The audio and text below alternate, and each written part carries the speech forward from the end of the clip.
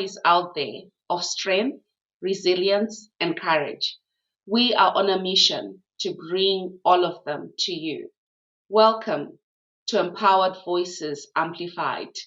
Today, my guest is the amazing Olivia Johnson, who was born in Ghana before her family shortly relocated to the United States of America and then moved to Australia at the age of 5. They first lived in Western Australia in a small town called Newman, and a couple of years later moved to Sydney. Who doesn't want to live in Sydney, right? Where they lived for 5 years before finally coming to Brisbane at the age of 13. She completed her high school education and a first degree at QUT, initially starting her career in the education field, and she later found herself in more managerial roles. In her early 20s, she moved to Melbourne and there completed her master's in business management at Monash University. In late 2020, she came back to Brisbane to be closer to family and took the opportunity to focus her career solely in HR management. She now currently owns her own HR business management and consulting company called Olive Solutions. Having overcome some traumatic experiences growing up as well as emotional and psychological abuse within her previous marriage, she's a major advocate for domestic violence and mental health. Liv, welcome to Empowered Voices Amplified. Hi, thank you so much for having me. Oh, it's so good to have you. I feel like we've been having so many conversations around your career, your business, and your personal life. And this is a conversation that was just waiting to happen. So I'm really excited to get to chat a little bit and for people to get to know you a little bit more. Yep, definitely. Like you said, like we've had chats so many times about this, about Korea, about everything, and this was just something in the making. It just had to happen. So thank you. Yeah, I'm excited. I'm really Yeah, me excited, and too. thank you for being here. So before we dive into it, can you tell us a little bit about yourself? I know I've just read your bio, which is absolutely amazing, but there's a lot of things I know that are not in there, and Yeah. I'd love you to tell us a little bit more about yourself. Definitely. So, like you said, there are a lot of things unsaid in the bio because I feel like some things are left better to discuss. And, I did mention in there that I had gone through emotional and psychological abuse, which is something that was quite new to me as well. That's something I came to discover late last year, which, it's quite an eye-opening experience because when you're in that experience, you don't realize just how much of an impact it has. So I was married for 7 years, I'm now divorced. And during that time, it was very tumultuous kind of marriage. There was a lot going on that at the time I didn't know what it was called. I didn't know the name of this kind of treatment, I would say. And it wasn't just emotional and psychological. There was verbal abuse, financial abuse, there was different forms. But I guess the point that I'm trying to make is I was not aware that that was what I was going through until the point where it was just coming to an end. And, I then educated myself on these various types of domestic violence and was able to, I guess, remove myself from that situation and build myself up to the point where I'm here today. Liv, at which point, like your story always impacts me. And I'm curious, and I'm sure a lot of people would be curious as well. At what point did you realize you were going through emotional and psychological abuse in your marriage? Yeah, it's actually a really strange way that I came about this. I was actually doing a case at work and was asked to investigate some behaviors that an employee was displaying. And I remember the managing director at the time used the word narcissist. And I was like, oh, what is that? But, I didn't want to make like I didn't know what it was. So I was like, oh, yep, I'll look into it. So I did a bit of research, and as I was going through the different, behaviors and definitions and whatever narcissism encompasses, I started to feel like, why does this feel so familiar to me? Like, why am I reading this information and relating so much to it? And it was like a light bulb moment when I realized that that's because the person that I'm married to is displaying these type of behaviors. And I guess once I started to see it, I couldn't unsee it. It was just like the gaslighting, the manipulation, the power and control, even the silent treatment for no reason, like all these little behaviors that I couldn't put a name to it suddenly had a definition. And I wasn't confident in myself just to base it off that information I had read. I called 1-800-RESPECT and I told them a little bit about some of the experiences I had been facing because I was really at that point where I was like, there's no purpose for me. I was just so tired, so depressed. Like it was just getting to a point where enough was enough. And so I called 1-800-RESPECT, told them a little bit about some of the experiences I was facing in my marriage. And they were like, this is emotional and psychological abuse. This is, this is not Wow. right. And I guess that was the defining moment that I realized that, yeah, actually something is really wrong. Wow. That must have been a lot It was. It to. was definitely a lot. I mean, I could talk about um, it now, but it was just so much to process at one time. Because for so long I had just I was just at that level where it's like, well, you've married this person and you're there through thick and thin. You don't just up and leave because of little issues that come up. But over time, mm, these little issues were not so little. Like it was just becoming worse and unpredictable. And I started to get anxiety that I never had before. Started to get, just like this fear in my heart whenever he was around, which I never had before.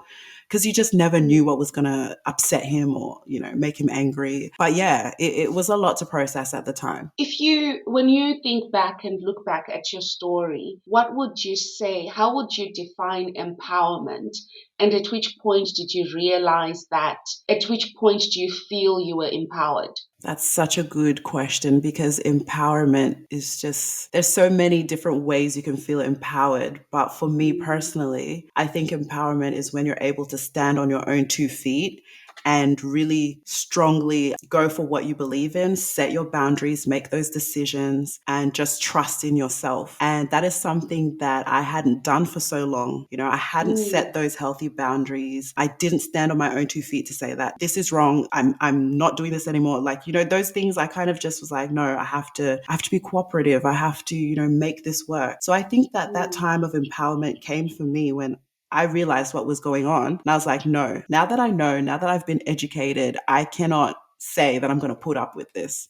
So I think it's still a journey that I'm going through, to be honest. I don't think it's at one point you become empowered and you stay empowered. I think it's something you continuously mm. work on. So, No, I love that. It's not, it's growth. yeah, It's continuing. It's not static, but it's growth, and each day is different. definitely. You moved a lot when you were young. Yeah. When you were young, and you moved to Australia when you were 5. Yes. Yeah. When you were 5, do you have any recollection of what that was like? Oh, wow. It was different. So we lived in this small mining town called Newman. There was 2 primary schools, Mm, 1 high school. That's how tiny it was. And, mm, for the most part, I would classify it as a really good childhood. The neighborhood was small. Everybody knew each other. The kids would just go out on the street and play. It was that kind of free kind of childhood that you probably won't see so much of today because of all the dangers and things mm. around. But yeah, I think it was a good transition from the States because it was a small place, not a lot of people, not a lot of traffic, not a lot of, so it was just very calm, kind of country life, I would say. And how did that differ when you moved to Sydney? Because we all know Sydney is not the quiet country Yeah, life. that was that was a shock.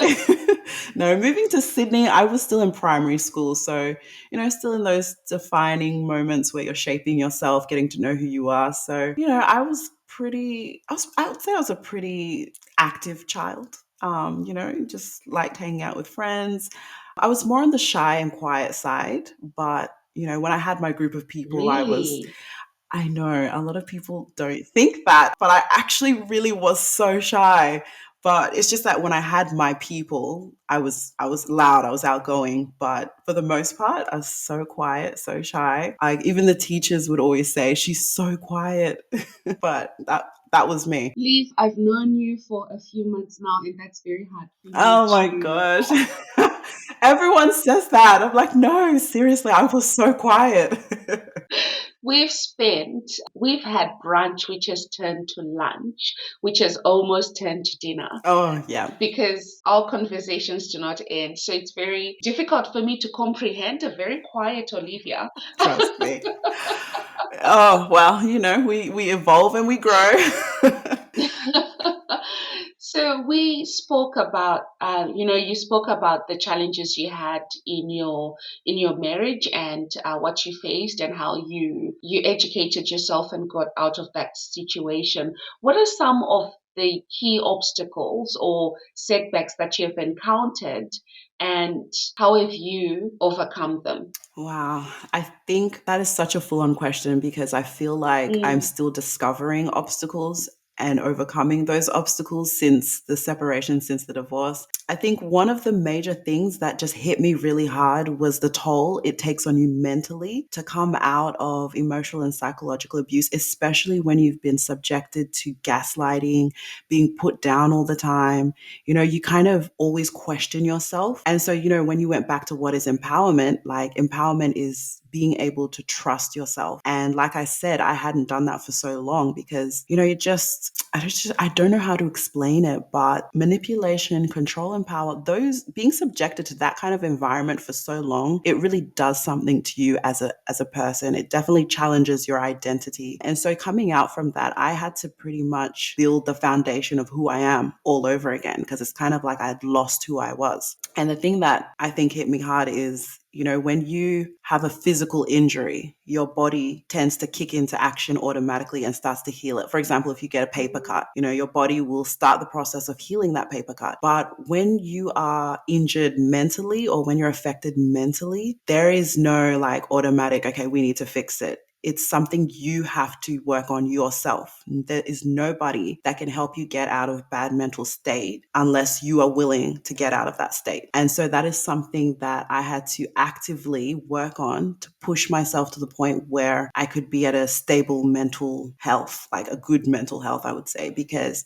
it was a lot. You are literally, when you leave a marriage, you're literally splitting. It's like something that had been one is being ripped into two, and you have to find yourself, you have to find your feet, you have to find who you are all over again, on top of whatever else requires your attention at the time, So, yeah, wow. it was a lot. So there's an element of responsibility when you're empowered. Definitely, definitely. I mean, Mm, if you wouldn't be empowered if you didn't have that responsibility because you need to be able to stand up for something, stand up for yourself, stand up for your beliefs, whether it's, you're doing it for your children, you're doing it for your family, whoever it may be, or even yourself. You actually really just need to do it for yourself because you need to love yourself to be able to love others. And for so long, I didn't even realize that I had lost who I was. So coming out of it, I had to now heal mentally. I had to now rebuild who I am as a person and hold strong to what I believe in, set those healthy boundaries, which for someone who hasn't done that, it was definitely a challenge, but I think mm, working through it, I was able to see the other side of it. And the thing is, there's no way around this kind of pain. You can't suppress it. You can't ignore it. The only way to get over it is through it. So I had days where, you just stay in bed and cry because that's what you need to do to feel okay for the next day, mm, and I had to live through the pain to get to the other side where I can now stand up and say, I've overcome that. Sure, there are still obstacles. There are still things that I'm finding out about myself that I'm like, oh, wow, I didn't know I was such a strong person. Like, things that pop up and make you realize certain things. But yeah, it's a journey. It's definitely a journey. wow, Liv, you are from Ghana. Yes. And for those of our listeners that don't know where Ghana is, it's in Africa. Yeah. So as a woman, as an African woman living in Australia and getting that empowerment and realizing what emotional and psychological abuse looks like and deciding that's not the journey you wanted or that's not the life you wanted for yourself, how have you found that your community How has your community responded to this? Wow, yeah.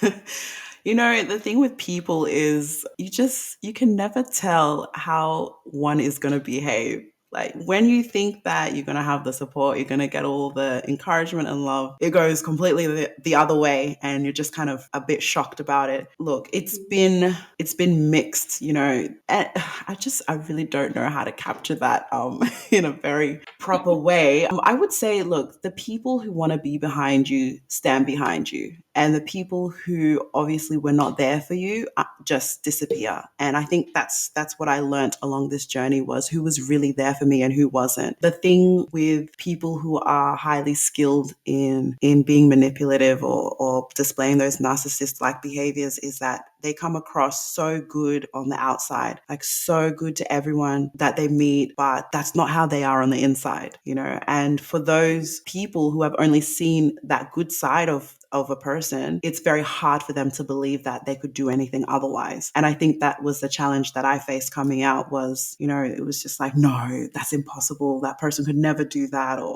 and then the narrative began to kind of almost switch to where it made it seem like I was the villain and not the victim. And I think with that, I was dealing with so much that I just couldn't add that on the pile of things to deal with. And for me, the best way to move forward was just letting those people go and then looking forward to the future and whoever else I may come across that will become my people, like people who stand by you. So there was a lot Mm. of, I guess, cutting ties and letting people go and just kind of restarting. So, there were people there that stood by me and people that didn't. And I guess that's the best way to capture it. I attended an event at the ECCQ a few weeks ago where we were celebrating Multicultural Australia. And one of the speakers there is a young man who's done investigation and research into mental health awareness and mental health in Africans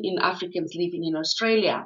And one of the things that he said he's discovered is that it's a topic and this is, generalizing because a lot of us have now been educated around this space. But what he finds in some communities, particularly the African Australian community, is that mental health awareness is something that's not considered as important as physical health. Yes. So we've got a lot of sayings in my culture where we will say shingirira, which means just be strong. Mm. So no matter what you're facing, just be strong. Just be strong. Yeah. Be resilient, be strong. And with your experience, what would you say are some of the harmful practices? And those things were not meant to do harm. Yeah, They were exactly. meant to make us resilient, to make us strong and go through strife.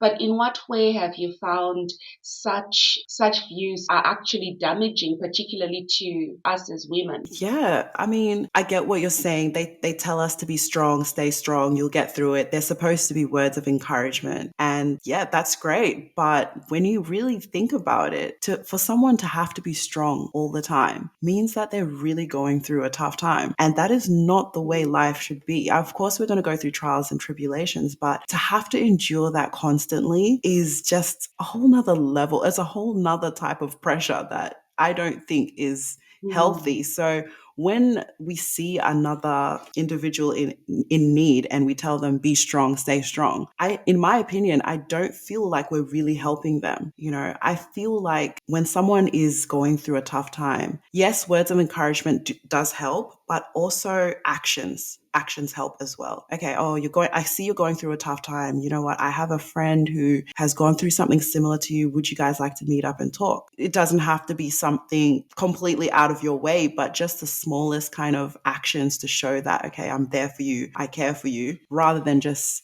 saying stay strong, because it sounds so dismissive, especially to someone who's Mm, suffering. Stay strong, you'll be mm, fine. But how do you know? A lot of people, and I think, I'm not an expert on this subject, but I can only speak from my own personal experiences, that when you're constantly being told to stay strong and be resilient and not actually get that action of someone helping you, it kind of makes you feel like you are going through this alone. And when you're in the state of giving up, that can so easily lead to thoughts of suicide and thoughts of harming yourself, Mm, which already is something that, in African culture is frowned upon. They don't see it as someone in need of help. They rather see it as someone behaving foolishly. But yeah, I think that whole statement of stay strong and all of that, yes, it's supposed to be comforting, it's supposed to be encouraging, but when there's a lack of action behind that statement to the person that you're saying it to, it really doesn't help. And that's just my personal opinion on it. yeah, I read somewhere on someone was talking about how as Black women, there's this view of strength. Mm, And while there's a nobility to it, there's also a bit of harm yeah. because we're then not considered or we're not viewed as fragile. Yes. And we are Yeah. fragile because when something is strong, you're not careful with it. Yeah. But And when you consider it fragile, then you take care of it. exactly. And that is the issue that I'm seeing more of today with everybody going on about your masculine energy. No, Mm, females should really be in their feminine energy. And like you yes. said, taken care of. They bring so much to the table in the fact that they can birth a whole nother human being. I mean, to me, that's amazing. So now having to put on your masculine hat and a shout out to all the single parents out there and play the Mm, father and the mother role, it's no, it is not easy. And this whole figure of a woman is strong, a woman is this, yes, we are those things when we need to be for survival, but a yes. woman is also soft, a woman is also nurturing, a woman is also caring. And I feel like those kind of describing words are not used enough nowadays. So Because definitely, yeah. yeah, there's a school of thought that views those terms as weak. Mm, It's weakness. It's weakness. We should always be on our A game. But at what cost? exactly. At what cost? Leaf, you've spoken a lot about advice, about responsibility, how that feeds into empowerment. What actionable advice or tips do you have for our listeners who may be facing similar challenges? What strategies or tools can they use to navigate whatever it is that they could be going through? That's a tricky one because everybody's journey to healing is different, and what I did may not work for others. But what I can say is the fact that you are trying in the first place is a first step. The fact that you've acknowledged, okay, I need help, I need to get out of this situation, or I'm in a situation that I need to overcome is the first step. And just seeking ways in which works for you. So some people find that talking about their situation brings about a sense of healing, or writing it down, or yeah, even writing it down and burning it, just whatever works for you. For me personally, I knew that it was a very internal battle that if I didn't overcome by changing my mindset, I possibly wouldn't have made it through. And that did require me to reach out to help, to talk to people, professionals, counselors, social workers. There are professionals out there that can help you, or if you feel more comfortable reaching out to family or friends, I think that the first step is just trying and seeing what works for you. I love that. There's no rule book about this is what you do and this is what you don't do. The Exactly. journey is for everyone. Yeah. Yeah, I really, really like that. Leave, with everything that you've gone through, you've recently launched your own business. So Hmm. talk me through that. How do you go from such a traumatic and disempowering phase in your life to launching a really successful business in months? That is really impressive. Wow. Can you talk Yeah. me through that? How did that come about? Well, first and foremost, I'm going to give the glory to God on that one because Amen. the turnaround was just it was so fast. Yeah, God has definitely seen me through a lot. And so coming from a situation where I was literally finding out who I was again to the point today where I am standing on my own 2 feet, supporting myself and my family and, starting this business, it's definitely been a journey. And I think it was a journey out of necessity. When you're pushed to the limit and you have to do what you have to do to survive. And, I had things so working the 9 to 5 was just not going to work for me. I have a daughter who is autistic. So she needed a certain amount of attention and I guess I needed a certain amount of flexibility to meet her needs needs in terms of speech therapy and OT and all of those things. So working the 9 to 5 job just wasn't allowing me to be that mother for her, so her and her siblings, I should say. So I think it was born out of necessity. I was pushed to this limit where I'm like, I need to make an income, but I need Mm. flexibility. What can I do? And so I'm like, well, start my own thing and work the hours that I can work around my family. So that's really where Olive Solutions was birthed. And it kind of came so fast because I kind of spoke about the idea. And before I knew it, I had a client or I had an opportunity come up and I said, I better jump on this. It's now or never. So within that week, I think I quickly registered for an ABN. I'm like, what name can I give it? I just, set everything up so fast just so I could start that. And, it almost felt like, I guess this is where I can picture it in my head, like when you're at the edge of a cliff and you need to make that jump, but you're scared because you don't know if you're going to make it or like what is going to happen. Will something catch you before you hit the ground? So it kind of felt like that moment. I was in this job and I was doing well and it was a good job. They were very, very flexible to my needs, but it was that time where I felt God saying it's now or never. Take the jump, take the leap of faith and see where it lands you. So I did that. And yeah, here I am today, still doing that and seeing where Oh, it that's takes me. amazing. Yeah. That's amazing. What motivates you to keep moving forward, especially in the face of challenges? What keeps you inspired to continue your journey towards personal growth and success? Look, I'm still on that journey. Some days I'm not motivated at all, and I just feel like I don't want to do anything. But I think what keeps me motivated is I know that the storm doesn't last forever and that there is light at the end of the tunnel. So if I choose to stay in this kind of unmotivated, I'm tired, I'm down kind of mood, I'm not going to see that sun. I'm not going to see that light, at the end of the tunnel. I'm not going to get through the storm, to the sunny days. So I think for me, it's just always wanting more for myself, wanting better and wanting to provide a good life for me and my family. That's really what motivates me at the end of the day, because if I'm from my inaction, I'm not going to yield any results. I'm not going to make my situation any better than what it is. But if I say to myself, look, there is light at the end of the tunnel, I'm going to get through it. And I pick myself up and I take even one simple act in one day and across many days build it up to multiple, it leads to something, So rather than sitting there and saying, I'm not going to do anything, I can't do anything, even if I do the simplest thing in that one day, that's something. It's better than nothing. And so, I kind of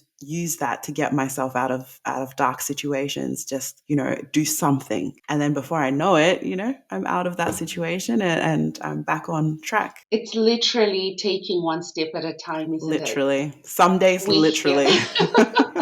we hear a lot of that, and it just at times feels like the mountain is way too high for us to climb. But I love that, one step at a time, literally.